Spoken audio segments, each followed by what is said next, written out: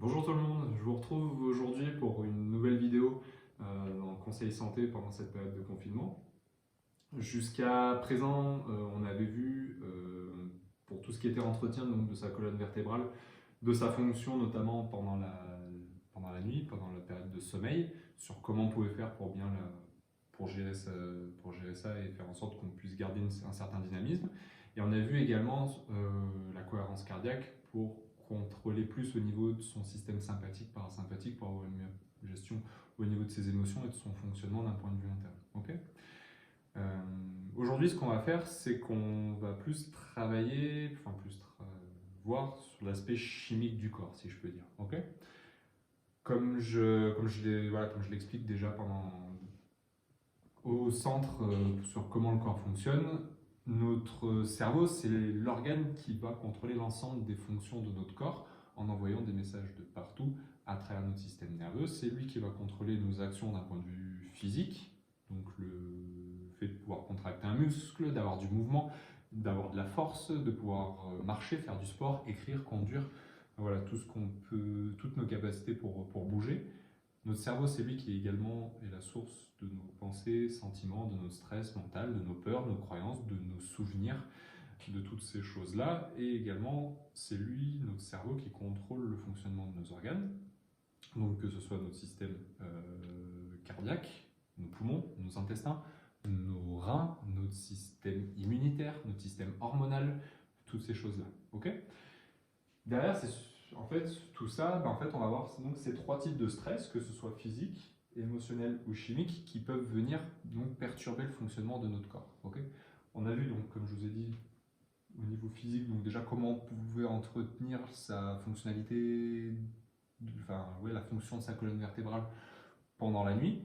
On a vu également d'un point de vue émotionnel comment on pouvait réguler ça avec la cohérence cardiaque. Et aujourd'hui, justement, on va voir donc tout ce qui peut être les stress chimiques, donc ce qui peut être, déjà ça va être par exemple l'air qu'on respire, si c'est un air qui est plus ou moins pollué, ce qu'on va consommer, si on est fumeur, si on boit de l'alcool, si on mange de manière saine ou pas, ce qu'on va boire, ce qu'on va ingérer, comme ça peut être, ce qui peut être médicament ou autre substance. Ok.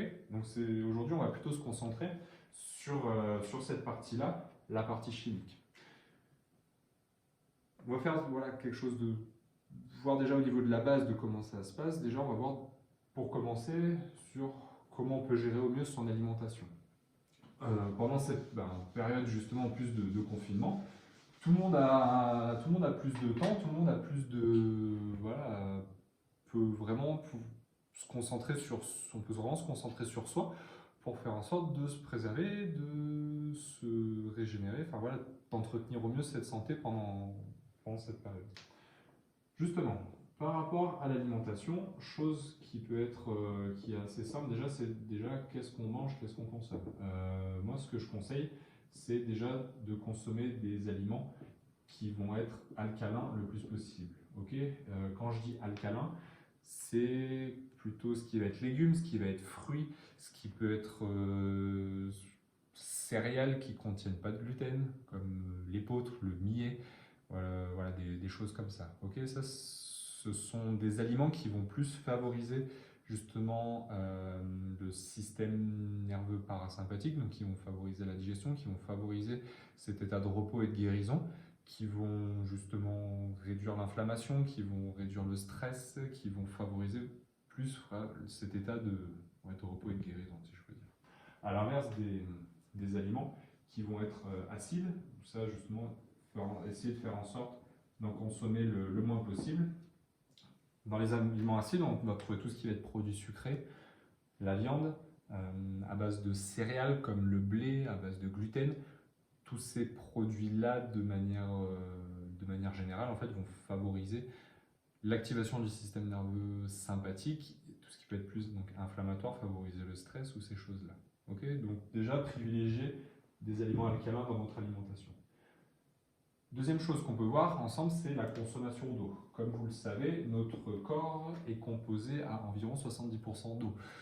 Donc c'est sûr que notre corps a besoin un peu d'essence, de carburant pour pouvoir fonctionner. Dans notre fonctionnement, on a tous une sudation naturelle qui fait qu'on va avoir voilà, on va perdre une certaine quantité d'eau. On va tous, voilà, quand on va aux toilettes, toutes ces choses-là vont faire que notre corps va perdre de l'eau. Également, par rapport à tout ce qui va être niveau cellulaire, voilà, on a tous des cellules qui vont mourir et qui vont être remplacées par des nouvelles cellules. Et ça, justement, pour avoir cette régénération, notre corps a besoin d'eau pour pouvoir fabriquer ces nouvelles cellules. Pour ça, moi, au niveau de mes meilleures recommandations, moi, ce que je conseille à tout le monde, en fait, c'est de consommer 1 litre d'eau pour 23 kg de masse corporelle. Ça, c'est le truc plutôt basique, plutôt général. Ok. C'est sûr qu'après, quand c'est les périodes d'hiver où il va faire plus froid, on va avoir moins tendance à vouloir boire de l'eau. Au contraire, quand c'est les périodes d'été où il fait plus chaud, ça favorise beaucoup plus. Ok.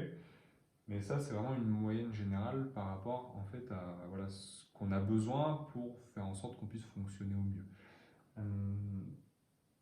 Quand je dis eau, ça comprend juste de l'eau pure. Okay, tout ce qui va être café, thé, infusion ou avec du sirop ou des jus de fruits ou autres, ça ne va pas être considéré dans cette quantité-là. Okay, donc ça, déjà, c'est deux petites choses que vous pouvez faire en termes d'alimentation et de consommation d'eau chez vous, qui est très simple à appliquer pour déjà en fait faire en sorte qu'à l'intérieur vous puissiez fonctionner du mieux possible et que voilà, déjà ce soit une toxicité en moins pour votre corps et vous puissiez être déjà entretenir votre santé, si je peux dire, et faire en sorte qu'il puisse y avoir les nutriments, le carburant nécessaire pour que derrière votre corps en fait, puisse fonctionner de la manière possible. Ok. N'hésitez pas à nous suivre sur notre page Facebook, Centre Chiropractique Albon. On a la chaîne YouTube également du même nom sur lequel je poste toutes les vidéos. Si vous avez des gens qui peuvent être intéressés par tous ces petits conseils et tout ce qu'on fait, n'hésitez pas à le partager également. Et au plaisir de vous revoir pour une prochaine vidéo. Bonne journée à vous!